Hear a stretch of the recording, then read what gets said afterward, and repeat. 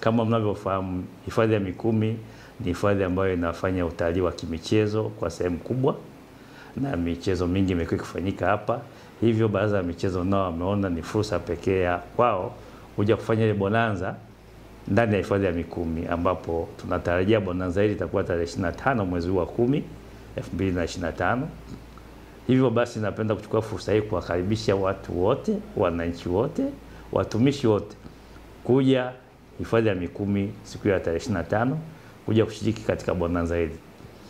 Hifadhi ya Mikumi ina viwanja vya michezo za aina zote, ikiwemo mpira wa miguu, mpira wa pete, basketball, table tennis, na siku hiyo ndani ya bonanza kutakuwa na michezo mingine ya ziada. Tutafukuza kuku, tutavuta kamba, tutacheza drafti, tutacheza karata.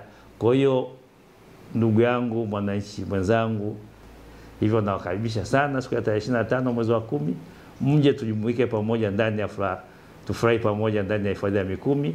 BMT pamoja na management ya hifadhi ya taifa ya Mikumi tumepanga kucheza bonanza la michezo mbalimbali kwa watumishi wa Baraza la Michezo pamoja na hifadhi ya Mikumi tarehe 25 mwezi wa 10 mwaka 2025. Lengo la bonanza hilo ni kuweza kuhamasisha watumishi kushiriki michezo, kujenga afya zao, lakini pia kutangaza utalii kwa kupitia michezo. Yaani tunataka tuienzi slogan ya sports tourism kwa vitendo, na hapa Mikumi ndipo tutakapoanzia kuitekeleza.